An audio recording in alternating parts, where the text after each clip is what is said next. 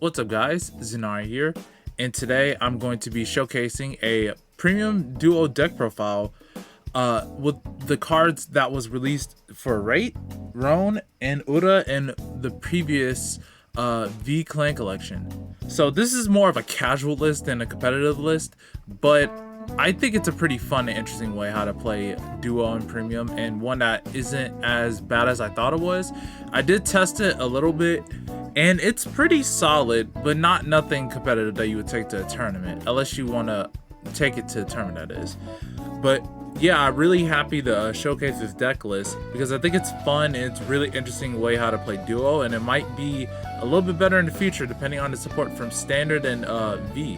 So let's just get it started. I'm going to start out with the higher grades first, and then going down to the lower grades in this deck profile. So first off, we have 2 of Legendary Prism Duo Nectaria. So basically for this card, she's a consistency buff to your deck. You could put any card from any normal unit, any normal unit from your deck, and you can put it into your bind zone. Then on Rigard Circle, if you have another copy of her on your in your bind zone, she could get 10,000 power, and if she's on Vanguard Circle, she could get 1 crit, 1 drive. So rarely I ever used her on Vanguard Circle, but she is an amazing consistency buff. So she basically acts as a deck thin for any normal unit from your deck, and a way to just cycle back your cards and again compress your deck. So that's what we play 2 of Nectaria. Next, on to the main boss of the deck, and we have Dual Temptation Reit. So Reit, her first effect is basically to bind a rear guard, and you could draw a card. And then when at the end of the battle that she attacks, you can counterblast 1, discard a card, you can stand this unit. Then you could choose a card for your bind zone with the same name as the card discarded. You could call it, and if your opponent is grade 3 or greater, you can gain a magic gift force and put on the Vanguard Circle. So Reit is really good at being able to pressure your opponent even on your grade 3 turn. It's just a 2 attack Vanguard, and you can get 3 drive checks. Especially in this deck, you're able to conserve your hand and get back the discards that you use very efficiently. So Reit also gains a force marker, so you could possibly have more than 2 force markers on your Vanguard Circle. Rather in some decks like Reit or Tirua, you need to re-ride each time. She just gains a force marker, as well as you can gain a force marker to your rear guard and pressure it. It still have pressure with your Vanguard, hit high numbers. So Reit is just a very good card in this deck, and this is the only main grade 3 we are going to be riding, because a lot of the other dual grade 3s I've been testing hasn't been really helpful, and it hasn't helped the deck get its main with combos. It's just to stand with the Vanguard 3 times. Lastly, for the grade 3s, we're playing 4 of the Heal Guardian. So not much to really say about the Heal Guardian. It's a defensive piece that you need to survive the early game. It's a card that you can use to G-Guard with and to Stride with. It's just a very important staple. Again, this has been reprinted, so it's fairly cheap to get. And yeah, it's a very good important card that you should be playing at 4 of in premium in most all of your Bermuda decks, not just this one. Now on to the grade 2s. We're playing 4 Dual Mini Heart Roan. So she has 2 abilities. The first one is basically when you attack, for each card of your bind zone, she gets 3,000 power. And the second skill is an act. In a Vanguard Rigor Circle, you can counterblast 1. If you have a Vanguard Duel in its card name, you can search your deck up to 1 card with the same name in your bind zone and put it to your hand. Roan deck thins by 1, she pluses you by 1, and also she's a decent attacker. If you have like 3 to 2 cards, she starts to hit numbers on a force marker pretty decently, as well as she gets you your way to consistently plus from your discarding. So Roan is just an amazing unit to have in your deck, especially since she has a dual name. She helps other cards in the deck as well to be able to consistently thin out your deck and to consistently plus, to be able to not neg as hard when you use your discard skills. Next we have 4 Top Auto Aqua, again, a very important staple for Bermuda throughout most of V ever since the last set, which is Twinkle Melody. But Aqua allows you to bounce a normal unit from your rearguard circle if she's placed on Vanguard or rearguard circle, and you can return it to your hand. You can draw a card and discard a card. And the second effect is, if there's another unit in the same column as this unit, she gets 5,000 power. So she's a great 15k attacker, and she's very important for bouncing your units. You can bounce Roan back and activate Roan's skill again, since Roan's skill is not hard once per turn. This is also a hard once per turn, so you have to be mindful of that. And she just allows you to create very good combos when it comes to gaining resources, not just for bouncing back that one unit.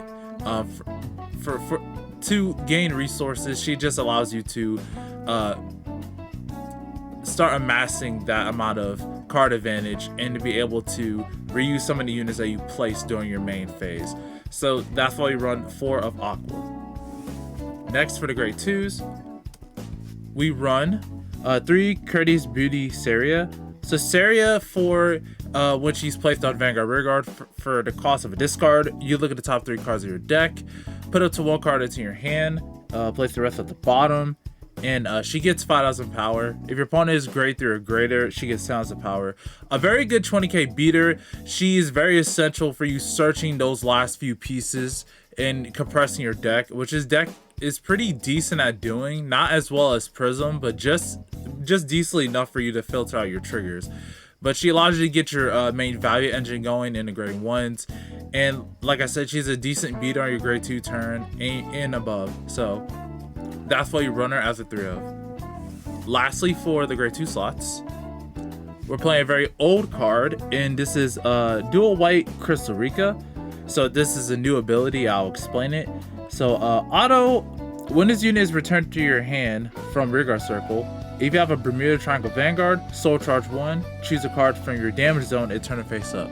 So this is an 8k grade 2 with 5k shield. Now Rika is in his deck for a very important reason. You will use your counter boss a lot, and since in his deck you have a way to search your deck for any card like Nectaria and Aura from the V duos, you're able to put her in the bind zone. And since Roan can clone that card in the bind zone, you always have your resource engine for counter charging and soul charging even. So you're able to use your soul blast costs for other cards, which I'll explain later. You're able to use it for Aura, you're able to use it for any other future cards. So I only run as a 2-of because you can consistently search her if you get the right cards. Now you don't want to run too many because you don't want to ride into her and potentially be rushed. Unless you need the damage, then that is also an option. But I think 2 is perfect for the deck ratio in this list.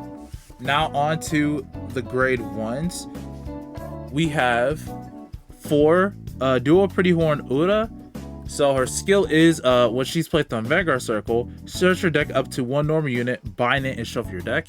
And the second ability is when this unit is placed on Rearguard from hand, choose up to 1 normal unit from your drop zone and put it at the bottom of your deck. If the card put at the bottom of your deck was the same card as a card in your bind zone, so I also want to draw a card. So Ura has a very important role to play in this deck, and that's to put your very important pieces into the bind zone in your turn 1. This is the ideal grade 1 ride.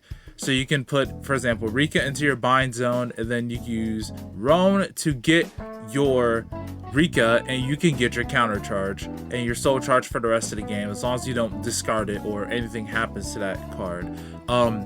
Her second ability is if you use like Nectaria twice in a game, you can start putting back your important like defensive pieces. Like you can put Order back to the deck and you can draw a card. She just allows you to plus for every like normal unit in your bind zone and drop zone. And especially since we have Rika, we have sometimes access soul. So you're able to just use that to continuously gain value throughout the game. So that's what Order is out 4 of. Next, for the grand ones, we have 4 Mermaid Idol Senna. So this is kind of a no-brainer why Senna is in the deck. She allows you to search your grade 3s, which we only have 1, which is very important. to ride, as well as heal guards. And her second effect is basically the same as Aqua's. It is in a unit in the same column. You are able to get 5,000 power. So she's a good booster, attacker, and she's a consistency of finding your grade 3s. Your heal guards are Reit. You cannot search Nectaria, unfortunately, but it is still just a solid card around. I was planning on trying other units, but I realized that you need Senna for that heal guardian. So your opponent won't rush you, or you won't lose on your opponent's first stride if you're going first. So that's why Senna is ran as a 4 of. Next, we have probably the most important grade 1 to the deck. 3 of Expositionito Justine. So she has one ability, and that is when this card is discarded from your hand during your turn, cost soul boss 1, call this card to an open regard circle. So Justine is a D series card. She has 6k power, 5k shield, and she allows you to net so much advantage in this deck. Because you're discarding for the cost of Reit, Senna, Aqua, Saria, and even your strides, you're able to call her back in net value from that. So you're not really discarding one, you're essentially washing. And cards like Saria, it becomes a +1 in the early game or late game. Aqua, it becomes a +1 because you're not negging a card from your hand. And since you're able to search this card with Aura or even Nectaria, you're able to search it with Roan and essentially get your plussing value injured throughout the entire game. And because of that, if you have Rika, you're able to essentially just keep soul blasting out the cost for Rika, as in other decks are not able to upkeep the cost of soul because they don't have Rika on the field. And Rika allows you to do plays with Heltrada, Anj even, and she's just an infinite counter charger. So Rika's like the dual version of Late without the massive power gain that Late provides. But Justine allows you to essentially make our discard costs into basically washes or a +1. So that's why she's like she's the most important piece in the deck to make all your costs not as heavy as other decks. Next, we have 2 light elemental Hanali. Hanali's in this deck basically to prevent your opponent from attacking too many times. And yeah, so he makes sure that you aren't bum rushed by something like a combo deck like Pale Moon if you call it down from something like Citron, or just have it on your field beforehand. And if it's like the 5th or more battle of the turn, your opponent has to pay a counterboss 1. You can damage deny your opponent so they don't have that much options to attack multiple times. It's just in this deck you're able to search out any normal unit thanks to Aura and Nectaria. If it's a matchup you absolutely need Hanali, you can search it out first and get Roan, and then just get your other cards later.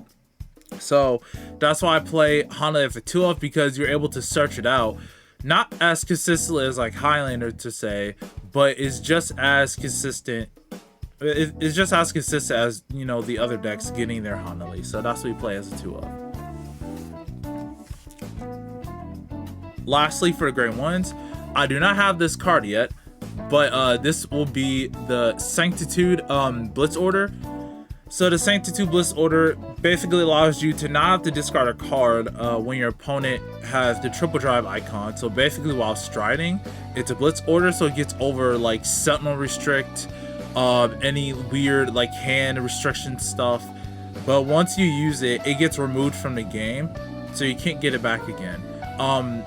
In the games I tested this with, I've drawn it pretty consistently, since you compress the deck enough, you can draw quite a bit amount of cards as well, since you're getting essentially 6 drive checks from Reit and Heltrada, or 5 drive checks from other strides and stuff. So that's why you play one of the elemental Blitz Order. Again, I just don't have it because I haven't bought it yet, so it's still a very good card that you want to be running in your deck. Now on to the triggers. Another important trigger, which I did suggest in one of my dual market watches, I guess, in stuff they should buy, is Dual Love Joker Chulum. So Chulum basically when your other regards return to your hand, other unit is returned to your hand. You can almost want to put this up top of your deck. If you have a dual Vanguard, you're able to search up to one card with the same name as the card bounced. And you can put it into your hand and shuffle your deck. So she allows you to have a crit in the deck, but as well as being able to essentially clone any bounced card. So Aqua becomes infinitely more valuable. So as long as you have a Aqua and a Chulum in a normal unit, you can essentially copy that card for basically a low cost of counter +1, which is why we run Rika for that counter charge, because you sometimes would need that one piece or another Justine in your hand so you can get the combo off, and you got it with Chulum. It is only 5k power, but it's a card that can be recycled back into the deck, and a card that allows you to essentially just get another copy of any card that's a normal unit. So if you play like duo PGs for some reason or another, you can clone it, or you have something like Peace. Any normal unit, basically, you're able to just clone it. Same goes to Nectaria if you're on Striding. You can copy Nectaria, search another one, and use Nectaria to thin your deck even more. So she also compresses the deck and allows you to have more triggers in the deck. So that's where we're playing 4 of Chulum. Next, for the grade 0s, we are playing 3 Glitterberry Linne. Again, this is a V-Series PG. It is a draw trigger, and essentially she allows you to act as a perfect guard where you call it from hand. No, sorry. When it's placed, you can discard a card and it acts as a PG. So between this and like dual PGs, I found that this is more valuable because there wasn't enough room for the cards I did want it to run, especially since Sanctitude is a grade 1 that kind of eats up one mandatory slot. I think Linne's is better in this deck because sometimes you lose. You need to draw into the right pieces sometimes, and Linne helps you draw into those, especially since we get multiple drive checks. It helps the deck out to maintain its hand size and its pressure against other decks, as well as checking it defensively is always good. So that's why we're playing 3 in Linne. Next, we play 4 of Rapping Chorus Trudy. So Trudy is very important in the deck to be able to not have us discard Reit for the cost of Stride or healing. This is maxed out 4, so we can keep having our chances to re-ride Reit, because we can essentially get 2 force markers instead of 1. And again, you don't want to be discarding your heals to Stride unless you absolutely need to finish the game. But as well as just to preserve cards in your hand. We do compress the deck, and we sometimes do draw critical triggers if we have enough shield thanks to our G guards. So that's why we play 4 of Trudy to allow us to essentially stride more while having to pay a lot of hand to just stride. Lastly, for the triggers, we have the over trigger. Doesn't matter which over trigger, preferably you want the lyrical one. I just went with this one. It's just the one I had at the moment. So if you drive check it, and all your rear guards get 10,000 power to the end of the game, and you can choose one of your units to get 100 million power. So this deck, I have checked it like a couple times because you do get multiple drive checks, and if you do check it early, it essentially allows you to pressure even more out of the gate. So yeah, I would run this trigger over like the Crail Elemental over trigger. And lastly, we just have the starter. Preferably you want a V-Series starter. It doesn't matter which card it is, but I'm just running Shizuku just for this deck profile.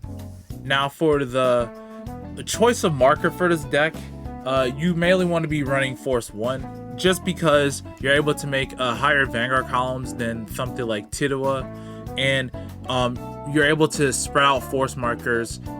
If you ride another Reit, you're able to get a force marker to a rear guard to hit higher numbers and to dump all your triggers on. And Reit can essentially hit 23 plus depending on cards you discarded like Justine and stuff. So ideally you want to go Force 1. Force 2 is not really ideal since you keep making markers and you place on your Vanguard circle, and Reit is not hitting any numbers. So ideally you just want to go Force 1. Now on to the G Zone. this might seem a bit odd, but I'm only playing one Ready Ocean Heltrata. I've talked about her other premium deck profiles. She essentially acts as a next stage for all Bermuda, but her cost is when she attacks, you have to discard 3 cards, which is very heavy. You can return all of your rear guards on your circles other than Vanguard Circle, so she gets around lock.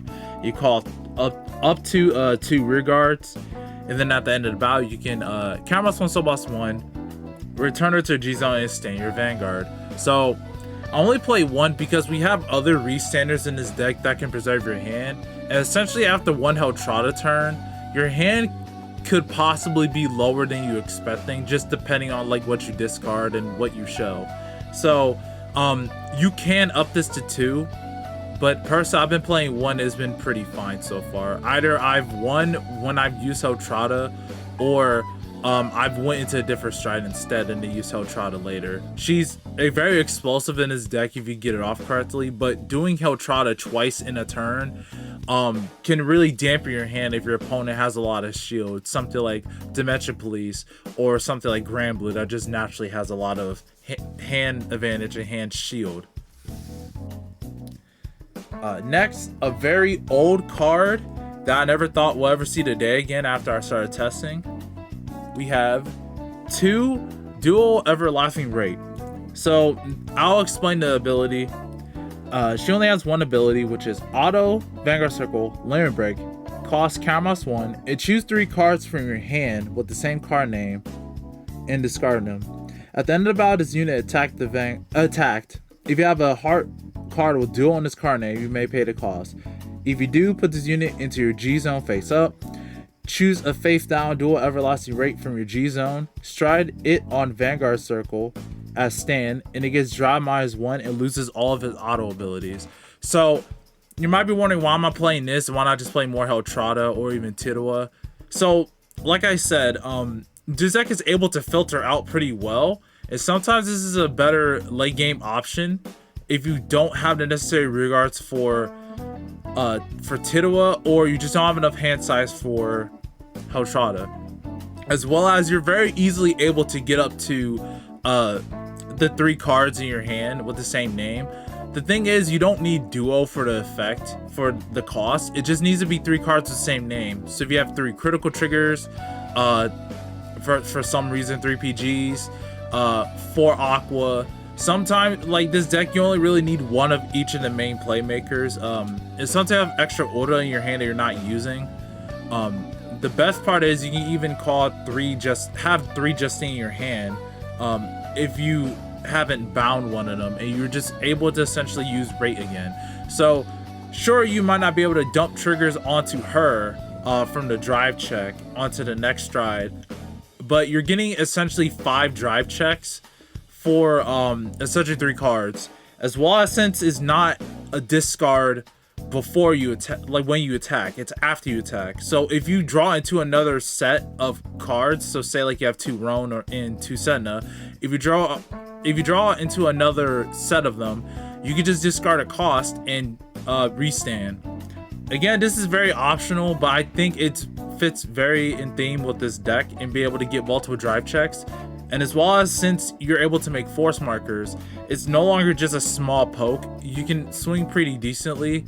Again, not explosive Heltrata, but it's a little bit more safer and a little bit more consistent if you don't have all your pieces for Heltrata. So that's where we're playing 2 of dual everlasting Reit. The next strat is we play 1 Dearly Desired Grand Stage Shawnee. So Shawnee in this deck essentially just allows you to +2 on your board. Since you don't play any other Harmony units, mainly you want to use it to get out stuff like Saria, or even like a Justine or a Hanali if you don't have it. I only go into this card if I do not have enough resources to do anything, like not even like Reit or Heltrata, which is your main playmakers. Well, Heltrata is more of a finisher, but sometimes you just need to start gaining advantage early game and you just haven't gotten that chance to. So she can help you find the cards you need. Even do a little bit of plussing from cards like Aqua if you have Justine and stuff. So we play 1 of it just because she's as good as a way to compress your deck still. And sometimes you won't even attack with your rear guard because your vanguard will be will have a force marker under it. It will be huge. Sometimes your opponent might no guard, and you could just end your turn right there and not give them any more damage for whatever plays. Next, another very old card, but it does fit with the theme of the deck, and it also does help in some rare cases. We have 3 of Dual Amazing Sister Mir. So I'll explain this skill since this is a very old card. Her ability is act once a turn, Soul Boss 1, choose a face down card of your G zone and turn it face up. If you have a hard card with Duo in its card name, choose one of your rear guards with Duo in its card name for each copy of this card in your G zone, and return all rear guards with the same card names as those cards to your hand. This unit gets 5 of power and a crit until the end of the turn for every 2 cards returned. So mainly, I would never really use this first stride unless I absolutely have to, and I don't have like resources for Shani. I would use Shani, but I will use her as a conditional cost to flip for Shani, just one of them. And then if you stride it to another copy, you're able to have 2 face-up mirrors in your damage zone.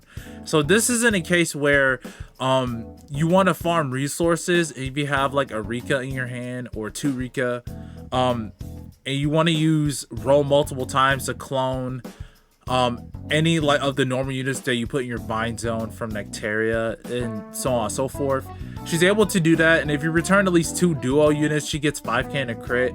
So essentially your Vanguard would get 15k power and a crit. You could just swing with that and pressure your opponent with 2 to 3 crit. Since we're mostly playing crits in this deck, other than a draw and a heal, you're able to essentially just pressure with your Vanguard to your opponent to either commit a PG or a G Guardian, and to set up for a later for a kill turn.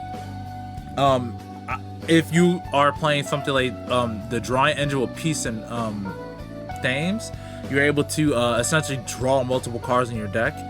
But I'm only using this as a backup in case I don't have the necessary cards in this deck to be able to function to do the restanding plays. So that's why we're playing 3 of Mir.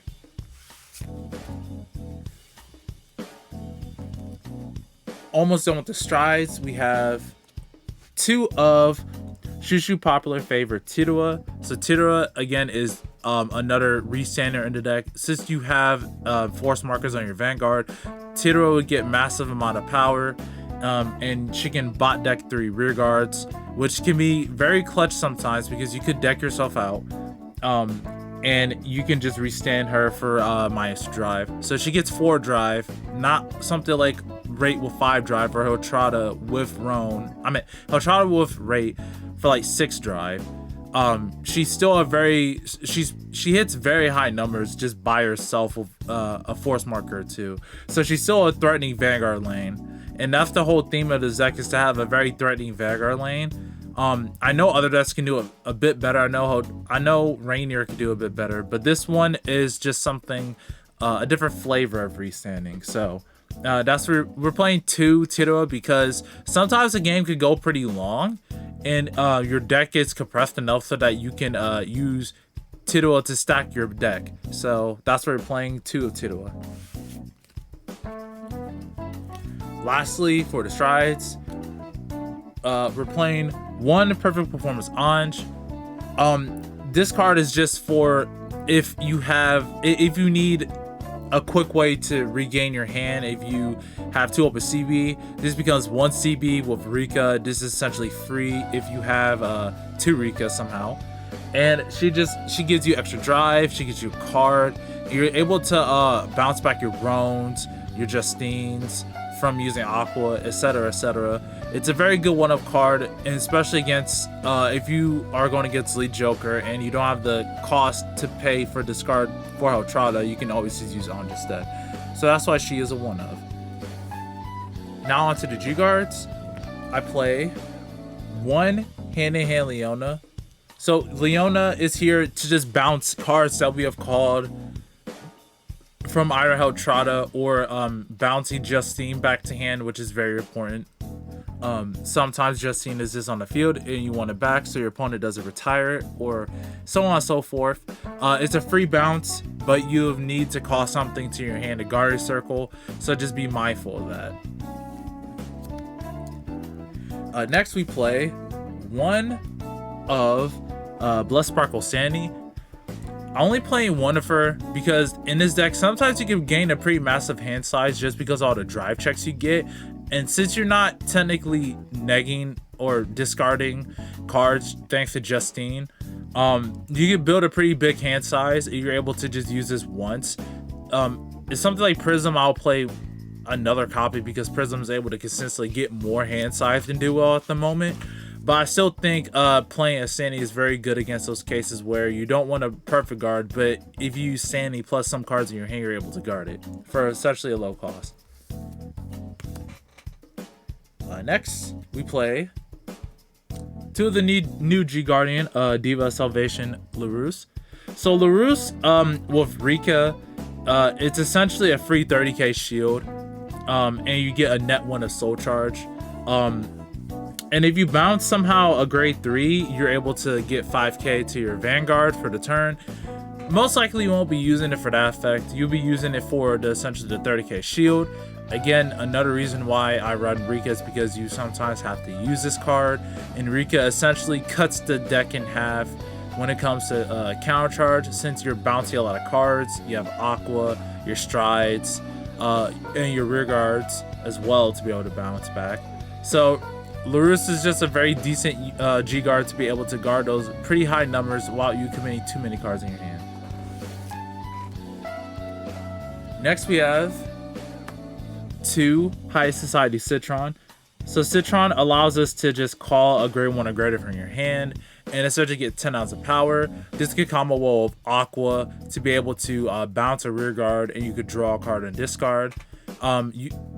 Keep in mind that you can't use Justine if you're using Aqua or Saria during your opponent's turn, because she states that you need to be on your turn to use her effect.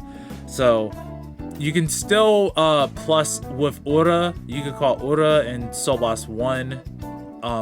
You can bot deck a card and Soul Blast 1 if you meet the conditions to draw a card. So essentially you call a card from hand and you replace it itself, which is a very good combo during your opponent's turn. So you don't essentially lose cards, you just gain a card that you just called.